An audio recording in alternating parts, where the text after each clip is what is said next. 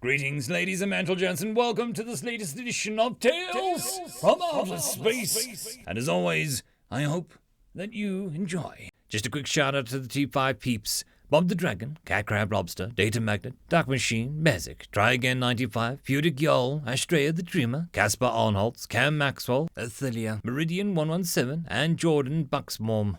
Thank you very much. Story number 1. Human make us such easy prey. Sci-Sanic. Valdez had passed another of his rangers, this time sat slumped against the moss-covered rock, a single arrow protruding from the young elf's chest. A single, quaint, crimson stain discolored his tunic, and beneath his hood his pale features were still. A single tear ran Valdez's stern features. As he closed the dead elf's eyes, the slain ranger was a close friend of his. "It has taken another of our brothers," a soft voice asked behind him. He looked over his shoulder at the lithe form of Alana, a senior woodland ranger and personal advisor to the clan elder. Her own bow, a beautifully sculpted weapon crafted from the wood of the pale-barked evergreen tree, was held in her hands. Her piercing grey eyes stared at Valdez, awaiting an answer. "Regrettably, yes," Valdez's smooth voice replied. "That makes 6. 6 souls this barbarian will pay for," Alana hissed, baring her teeth. "And they said humans made such easy prey." "The city humans are the prey. They lurk like rats within the stone walls, foolishly lulled into security by their castles and fortresses. Many have fallen to my arrows without knowing that I was there," Valdez replied, unholstering his own bow and raising his hood to cover his sharp features. "But the wild men, they are the exciting ones. I've only hunted a handful, and even then, they're no fiercer than the others." "Exciting is not the word that I would use. Just because a human has gone feral does not mean it's worth any more than a city dweller," Alana growled. "Now, let's pick up the trail and find this beast." The 2 elven rangers ran silently, their footsteps no louder than a mouse's as they glided through the silent forest, sometimes taking their strides to the tree branches to gain a vantage point when they thought they caught a scent or a trail. After an hour of this repeated process of run, stalk, stop, run, stalk, stop, they decided to catch their breath and pause. "I must admit," Valdez whispered between his sips of water from the river, "this human is interesting." Alana snapped her head to look at the other elf, her brow furrowed in anger. "I mean, what other human have you known to slay 6 elven rangers with a weapon that we are renowned for being peerless with?" "Do not speak of our brothers like they are mere pawns. You sound like you admire the Will Blight, the Lumberfoot," she snarled, casting the water in her hand to the ground. "I'd submit my immortality before I accept to be bested by a filthy round ear." It hurt Valdez's heart to hear a woman of her stature be so crude, but she did not speak wrong. It was almost taboo to admire the humans in elven culture, as they had been responsible for a lot of the slavery and deforestation in the past centuries. "All I'm saying is that this certain prey is worthy of our caution. It has evaded us for days now, and has slain warriors of our ranks. One would dare to think that the mere evidence of trails that we have found could have been purposely blazed. A bait trail, if you will," Valdez suggested. Alana snatched at the dagger that hugged her thigh and pointed it at the other elf. "Suggest our order to be anything than the best, and I will willingly prove that we are the superior beings." She stopped her rant as her dagger and hand disappeared instantly. The thing that took them could have been anything, but the fact that her dagger, still clutched in her severed hand's fingers, stood impaled in the tree beside her by her black wooden arrow, cast away any suspicion. Alana gripped her severed wrist and fell to her knees in a silent scream, the voice refusing to pierce the silence. Instantly, Valdez fired an arrow at the exact trajectory that the black arrow had come from, but he knew as soon as he loosed the bolt that he had made a fatal mistake. A second arrow propelled from another direction, this time catching the bow and splinting the century-old weapon to pieces. Valdez unsheathed his own dagger as a black figure dropped from the trees to ground level. It landed beyond the river and stood facing the two elves. Another arrow, already poised to strike either of them down. "Who are you?" it growled. It spoke in human dialect. Its words were harsh and brutish. "We are rangers of the Lbry, and you've been trespassing on our lands for 7 days now," Valdez answered, dagger still firmly in his hands. "And I would demand you leave our lands."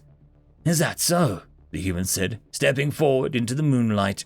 The human wore the pelts of slain animals and had a ritualistic-looking face paint on.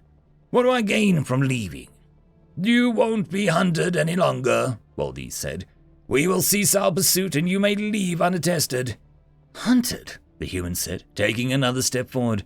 "That implies that you are the predator." "We have been chasing you and you have been fleeing," Valdez commented. "Your words would be correct." "Fleeing?" the human chuckled, lowering his bow. Valdez felt his muscles tighten as the human took another step forward. In one more step, he could lunge and take the human's throat in a blink of an eye. Or, leading? Valdez was glad he didn't decide to lunge, as when the human suggested that he wasn't being followed, 5 more humans emerged from the trees, all dressed in rudimentary forms of camouflage or animal skins. They each had an arrow poised at the elves that stood in silence. "We come from the Beast Hunters Guild, and are here to find and slay the werewolf. Your hunting of us has only delayed our victory and frightened off our quarry. So go back to your Evergleam with haste. Take your bravado with your mute friend here, and tell your elders the humans are no longer to be hunted. We'd hoped that the corpses of your friends would have put you off hunting us," the human growled. "But then I heard what you said about hunting humans, and how we made such easy prey. So we decided to teach you arrogant knife-ears a lesson." He gestured to Alana, who was still staring at a stump in shock. "Seems to me that the 8 elves that have been tasked with my death is now down to 2, one of which will never be an archer again. I would suggest that you redefine the meaning of the word prey." Valdez sheathed his dagger, reluctantly, relaxing his muscles as he watched the humans disappear into the trees once more. The human leader was still staring at him as he broke eye contact to pick up Alana. Valdez looked up at the human in hopes that he could remedy the conflict by thanking the human for sparing the pair's life. But the humans were gone, disappearing into the night without a single sound.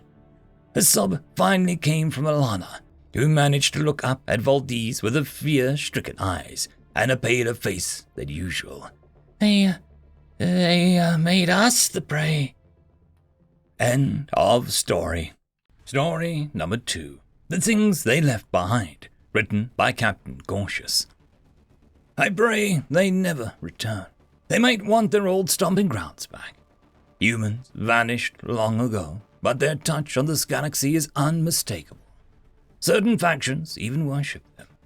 Human monuments and structures are regarded as sacred by the devout. You cannot really blame people for doing that. Human works are millennia ahead of anything that we can achieve. There is an entire group of solar systems with planets that are geometric shapes. How they did it, we have no idea. But there is a system with a cube-shaped planets, and another with diamond-shaped planets, and a dozen more equally amazing. Perhaps it was an experiment they performed, maybe just a temporary fashion. We may never know. There is another wonder in a particularly empty section of space, something the humans called a Dyson sphere, like a solar system turned inside out, a star in the middle of a giant shell. How they moved enough material to build this is a mystery second only to how it stays in one piece. Perhaps another experiment. Some regard these works as the pinnacle achievements of a race that has long since slipped into legend. But I worry that we've been so very wrong in judging just how much the humans could achieve. You see, I can read most of their languages. It is not easy. They were convoluted and use words that reference ideas that reference other words in other languages, and often trap you in a circular linguistic paths for days before you manage to grasp what they were talking about. That is what led me to one of their structures. A colleague invited me to translate a particularly difficult section of the chapters in one of their logs. The structure itself is beyond beautiful.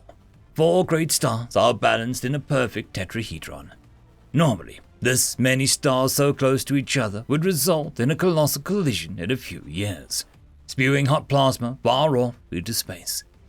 We've found places where we think this was done by the humans, but this is different.